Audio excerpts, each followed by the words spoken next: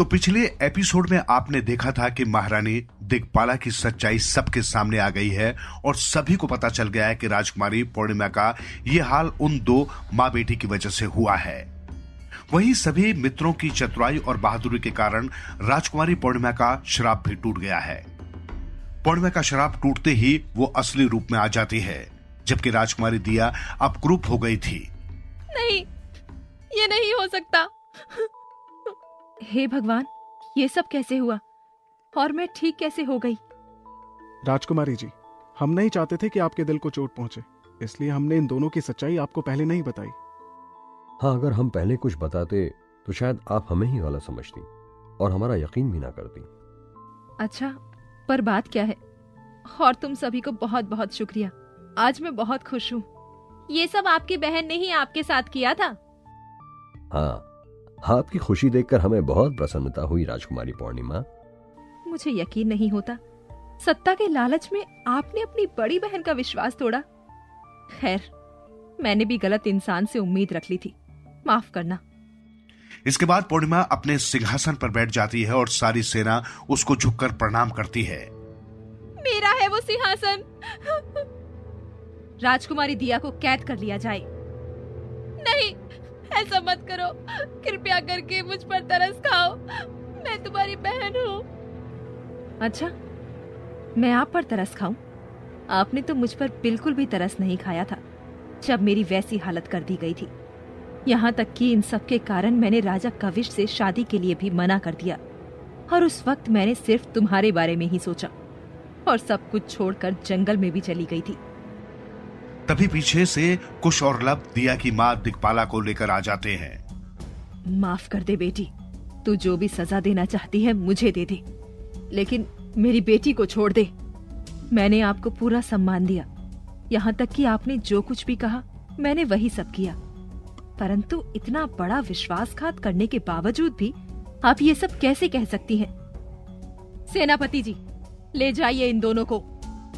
और कुछ सैनिक उन दोनों को बंदी बनाकर वहां से ले जाते हैं। ये देखकर पूर्णिमा को दुख हो रहा था। आप उदास ना होंगी राजकुमारी जी, सब कुछ ठीक हो गया है अब। मैं जंगल में इन दोनों की वजह से ही गई थी। इन्होंने ही ये बात मेरे दिमाग में डाली कि ये करना सही होगा। अच्छा, ये बात है, लेकिन अब आपके जीवन में बदलाव आ गया है। मैंने राजा कविश तक भी पैगाम पहुंचा दिया है। तभी वहां पर राजा कविश आ जाते हैं। उन्हें सारी सच्चाई अब पता चल चुकी है। मुझे माफ कर दो पूर्णिमा। नहीं नहीं, ऐसा मत कहिए आप, अब सब ठीक हो गया है। राजकुमारी जी, हम सभी आपके विवाह के लिए आप दोनों को शुभकामनाएं देते हैं। आप दोनों सदा खुश रहिएगा। हाँ, अब हमें यहाँ से जाना होगा। ठीक है, आप सभी अपना ध्यान रखना। जी महाराज।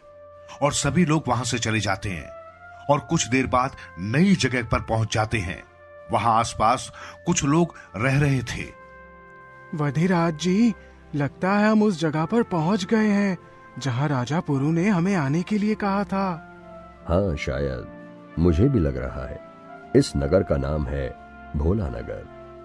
लगता है यही वो जगह है। यहाँ से हमें कुछ ना कुछ अलबेली नगर के बारे में पता चल ही जाएगा। हाँ, चलो आगे। और एक कुटिया के पास जाकर वधिराज किसी आदमी से पूछताछ करता है। क्या आप किसी अलबेली नगर के बारे में जानते हैं? नहीं तो हम नहीं जानते। अच्छा, तो क्या यहाँ कोई ऐसा है जो अलबेली नगर के बारे में बता सकता है? पता नहीं बेटा। अच्छा, कोई बात नहीं, चलो किसी और से पूछ लेते हैं। और सभी मित्र बहुत से लोगों से अलबेली नगर के बारे में पूछते हैं, लेकिन किसी को कुछ पता नहीं था। तभी वहां एक बूढ़ा आदमी सिकंदर आता है। क्या हुआ? बड़े परेशान मालूम पड़ते हैं आप सब। हाँ, हम अलबेली नगर का पता पूछ रहे हैं, लेकिन यहाँ कोई भी उसके बारे में नहीं जानता। बस इतनी सी बात। क्या आपको पता है कुछ? हाँ, मुझे रास्ता मालूम है, परंतु रास्ता बताने से पहले मेरी एक शर्त है। कैसी शर्त? चिड़िया को बोलते हुए देखकर वो आदमी हैरान रह जाता है। आपको हमारे गांव के सरदार की सहायता करनी होगी, तभी मैं आपकी सहायता करूंगा। ठीक है, चलो बताओ क्या करना है। मैं आप सभी को गांव के सरदार युगायु के पास लेकर जाता हूं। चलो मेरे साथ। तो सभी उसके पीछे जाते हैं और सिकंदर युगायु को सारी बात बताता है। तो सुनो, हमारे गांव का भविष्य एक चमत्कारी पुस्तक में लिखा गया है, लेकिन उस पुस्तक को एक बाज ने यहां से चुरा लिया है। लेकिन क्यों? क्योंकि उसे पता था कि वह ऐसा करेगा तो हम सभी का अस्तित्व खत्म हो जाएगा। बस आप सभी को वह पुस्तक उसे वापस लानी होगी। हाँ, और अगर ऐसा ना किया गया तो हम सब गांव वालों का अस्तित्व खत्म हो जाएगा और इस कार्य के लिए केवल 7 दिन ही बचे हैं। ठीक है, परंतु आप अपना वादा मत भूलिएगा। हम नहीं भूलेंगे। तो क्या आप तैयार हैं जाने के लिए? हाँ, बताओ कहाँ जाना है। तो सिकंदर उन्हें रास्ता बताता है और सभी मित्र सिकंदर द्वारा बताए गए रास्ते पर जाते हैं। ये देखो, गांव के सरदार ने जैसा कहा था ये वही है। ये उसी बाज का घर है। ध्यान से, सभी लोग ऊपर चढ़ो। और सभी मित्र झुक झुक कर उस छोटे से घर के अंदर प्रवेश करते हैं। यहाँ तो कोई भी नहीं है। हाँ, लगता है बाज ने घर छोड़ दिया है। और तभी अचानक से वो छोटा सा घर अचानक से एक काली गुफा में बदल जाता है। नहीं, फिर से। डरो मत टॉबी। डर लग रहा है। ये क्या हो गया? गुफा कैसे बन गई? हाँ, कहीं कुछ गड़बड़ तो नहीं होगी ना? टॉबी, तुम बस करण के साथ रहना। ये गुफा काफी गहरी है। चलो सब अंदर आगे बढ़ते जाओ। सभी आगे बढ़ जाते हैं। कहाँ हो तुम? बाहर आओ। सामने आओ कायर। ये बाज कोई मायावी बाज लगता है। हाँ भाई, ये जगह भी तो मायावी है। और बहुत आगे बढ़ने पर उन्हें एक अलमारी दिखाई देती है जो अपने आप खुल जाती है। अरे देखो, इसके अंदर किताब रखी है, परंतु ध्यान से, ये कोई जाल भी हो सकता है। हम थोड़ा रुकते हैं, क्या पता वह बाज यहाँ पर आ जाए। और सभी मित्र बहुत देर तक इंतजार करते हैं, लेकिन वहां पर कोई बाज नहीं आता। तब करण चुटकी बजाकर उस किताब को जादू से अपने हाथ में लाने का प्रयास करता है, लेकिन जादू काम नहीं करता। मैं जाकर उसे अपने हाथों से उठा कर लाता हूँ। नहीं करमजीत, इतनी आसानी से किताब हाथ नहीं आ सकती।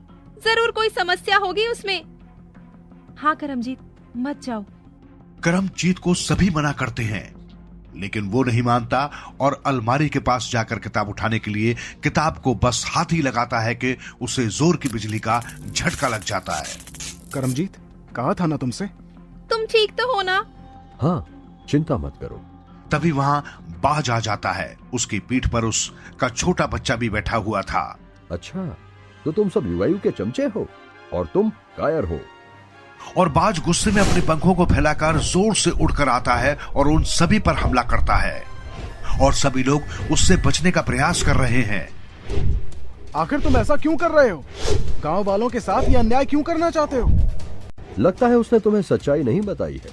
युगायु ने मेरे बच्चे को मार दिया था और इसी गम में मेरी पत्नी ने भी अपनी जान दे दी। और किसी गांव वालों ने कुछ नहीं किया। मैं गांव वालों पर जान छिड़कता है, इसलिए मैं उसके साथ गांव वालों को भी दुखी देखना चाहता हूं। युगायु को उनके कर्मों की सजा मिलेगी, लेकिन कृपया आप गांव वालों को माफ कर दो। अब कुछ नहीं हो सकता। अब मैंने जो ठान लिया सो ठान लिया। और वहां से वो बाज उड़कर गांव में चला जाता है। वहीं वो गुफा जोर जोर से हिलने लग जाती है। सभी लोग बचो। गुफा तो हमेशा खतरनाक होती है। जल्दी से सभी बाहर भागो, गुफा गिर रही है। तभी गुफा टूटने लग जाती है और सभी लोग जैसे तैसे गुफा से बाहर आ जाते हैं। दूसरी ओर बाज गांव के लोगों को मार रहा है। नहीं, बचाओ! बचाओ, भागो! भागो, भागो। बचाओ! मालिक, वो बाज गांव वालों को मार रहा है। तभी वो बाज युगायु को मारने आ जाता है। तूने मुझे मारने के लिए उन लोगों को मेरे घर भेजा। अब तो तू नहीं बचेगा। मैंने कुछ भी नहीं किया है, मुझे जाने दो। तभी बाज उस पर हमला करता है और गुस्से में एक बड़ा पत्थर फेंक देता है, जिससे वो मर जाता है। तभी रंजन नाम का एक आदमी वहां से भागता हुआ आता है। नहीं, ऐसा मत करो। ये क्या? ये क्या? बाज चौंक जाता है क्योंकि रंजन की शक्ल युगायु से मिलती है। तुम कौन हो? दुष्ट प्राणी, तुझे तो जीवित नहीं रहना चाहिए। हाँ, मुझे नहीं जीना। मुझे मेरे किए पर बहुत पछतावा हो रहा है। तूने ये सब क्यों किया? तभी वहां सारे मित्र भी यहाँ आ गए थे। वो रंजन की सारी बातें सुन रहे थे। दरअसल मैं एक मामूली चोर था। मेरी शक्ल युगायु जैसी है। मैं युगायु की जगह लेना चाहता था।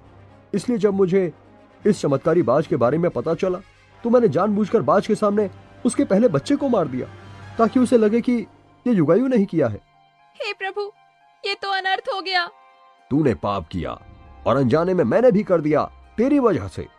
अब तुझे तो मरना ही होगा दुष्ट। नहीं, उसे अपनी गलती का एहसास हो चुका है, इसे जाने दो। वैसे भी तुमने इतने निर्दोषों की जान ले ली है, कम से कम भगवान से डरो। और उसे चिड़िया की बात सही लगती है। वो वहां से चला जाता है और किताब लाकर उन बच्चों को दे देता है। करण सिकंदर को किताब देता है। तुम सबका बहुत बहुत धन्यवाद। हम युगायु को नहीं बचा पाए, क्षमा करना। कोई बात नहीं, इसमें तुम सब भी कुछ नहीं कर सकते थे। तो अगले एपिसोड में हम देखेंगे करण और उसके दोस्तों का आगे का मजेदार सफर। तब तक के लिए बने रहिए हमारे साथ।